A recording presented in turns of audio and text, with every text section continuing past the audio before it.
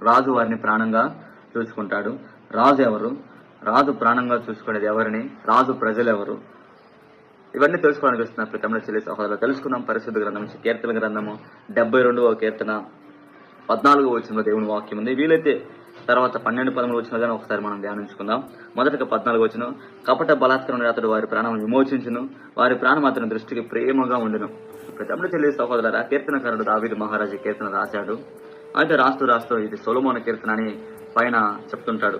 ఎందుకంటే తర్వాత రాజ్యాన్ని పరిపాలించే రాజుగా సొలొమోను వస్తాడు కాబట్టి, తన రాజ్యాన్ని పరిపాలించాలి కాబట్టి దేవుడి దగ్గర ప్రార్థన చేస్తున్నాడు. రాజు కావాల్సినవన్నీ ఇక్కడ తెలియజేస్తున్నాడు. ప్రతి తమిళ చెల్లి సహోదరుల రాజు రాజ్యాన్ని విమోచించేవాడుగా ఉండాలి, రాజ్యాన్ని ప్రాణంగా ప్రేమించేవాడుగా ఉండాలి, రాజ్యంపై దృష్టి ఉంచి రాజ్యాన్ని భద్రపరిచేవాడుగా ఉండాలన్నట్టుగా తెలియజేస్తున్నాడు. రాజు కావాల్సినవన్నీ ఇక్కడ తెలియజేస్తున్నాడు. అయితే ప్రతి తమిళ చెల్లి సహోదరులారా చూడండి, మనుష్య కుమారుడు మనుషులందరూ పాపములో పట్టబడి నశించిపోతున్నప్పుడు వారి పైన దృష్టి ఉంచాడంట.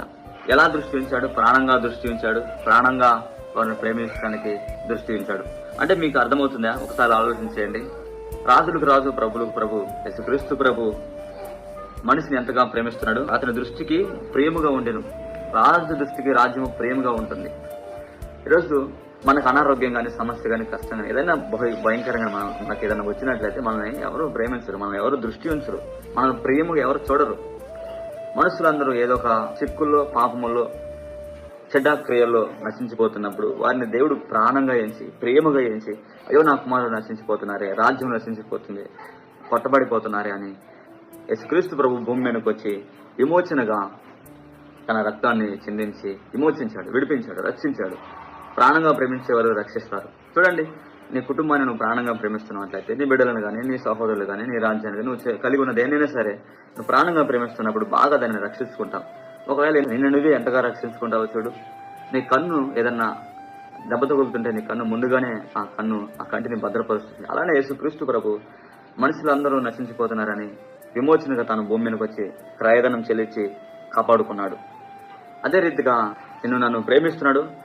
రాజు వారిని ప్రాణంగా చూసుకుంటాడు. రాజు వారిని ప్రాణంగా చూసుకుంటాడు. అదే తెలియజేస్తున్నాడు. తమ్ముడు చెల్లి సహోదరులారా, దేవుడు ఇంకా నిన్ను బహుగా ప్రేమిస్తున్నాడు. ఏమంటున్నాడు? వారి ప్రాణం అతని దృష్టికి ప్రేమగా ఉన్నది. నువ్వు దేవుడి దృష్టికి విలువైన వాడివి. విలువగా దేవుడు నిన్ను ప్రేమిస్తున్నాడు. విలువగా దేవుడు నిన్ను ఆలోచన కలిగి ఉన్నాడు. ఎందుకని నువ్వు ఈ రోజు అలా అనుకుంటున్నావు అంటే చూడు తమ్ముడు, ఆ రాజు కావాల్సిన క్వాలిటీలు ఎలా ఉన్నాయో చూడండి. 12వ వచనం 13వ వచనం చూడండి. దరిద్రులు మరో పెట్టగా అతడు వారిని విడిపించును, దీనుని నిరాదరణ అతడు విడిపించును, నిరుపేదల యందును బేదల యందును అతడు కనికరించును, బేదల ప్రాణంలో అతడు రక్షించును. బేదల ప్రాణం కోసం వచ్చాడండి. బేదలతో స్నేహం చేయాలని, బేదలను విడిపించాలని, పాపలను వారిని ప్రత్యేకించాలని, నిరుపేదలని అందరినీ సమానంగా రాజు రాజ్యాన్ని పరిపాలించాలి.